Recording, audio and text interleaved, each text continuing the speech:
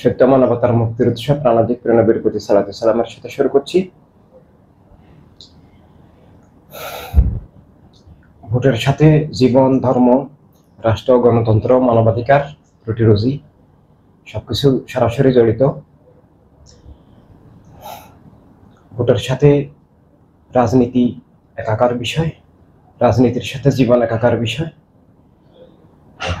তাই ভোটাধিকার জীবনের খুবই গুরুত্বপূর্ণ বিষয়।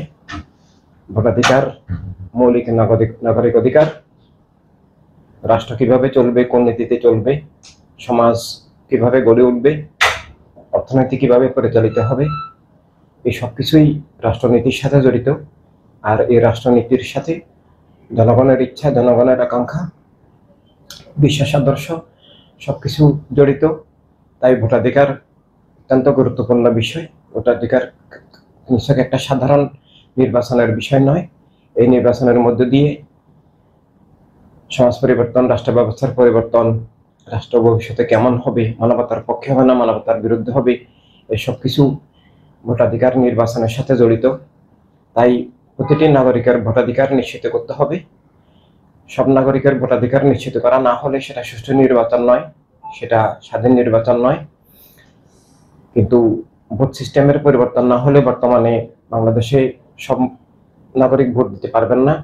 বাংলাদেশের একটা ভোটারদের একটা বিশাল অংশ অন্যান্য দেশে কাজে থাকেন, প্রবাসী নাগরিক প্রায় 1,20,00,000।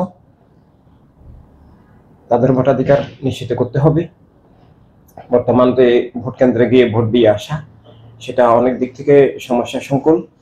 নিরাপত্তার কারণে সেখানে যাওয়া অনেক দুরূহ কঠিন হয়। বিগত নির্বাচনগুলোর যে অভিজ্ঞতা, ভোট কেন্দ্র নিরাপদ নয়, মা বোনরা যেতে সাহস করেন না। এভাবে অনেক ব্যস্ত মানুষ আছেন যাদের পক্ষে ঘন্টার পর ঘন্টা সেখানে লাইনে দাঁড়িয়ে থাকা সম্ভব হবে না। তাই ঘরে বসে যেন সবাই ভোট দিতে পারেন, যিনি যেখানে আছেন সেখান থেকে যেন ভোট দিতে পারেন। এটা মোবাইল ডিজিটাল থাম্ব ভোট, এটা প্রচলন করা প্রয়োজন। বর্তমানে এস্তোনিয়াতে সেটা আছে। আমাদের প্রত্যেক নাগরিকের এখন ভোটার আইডি নাম্বার আছে, ভোটার আইডি কার্ড আছে, যার যার পাসওয়ার্ড থাকবে। এভাবে প্রত্যেক ব্যক্তি তার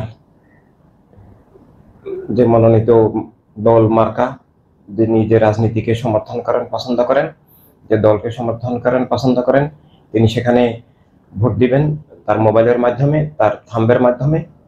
থাম্ব এমন একটা জিনিস যেটা আল্লাহ তাআলা এমনভাবে তৈরি করেছেন, দান করেছেন, যেটা এক ব্যক্তির সাথে অন্য ব্যক্তির মিলে না। তাই থাম্ব দিয়ে ভোট দিলে সেটা জালিয়াতি হওয়ার সুযোগ নাই।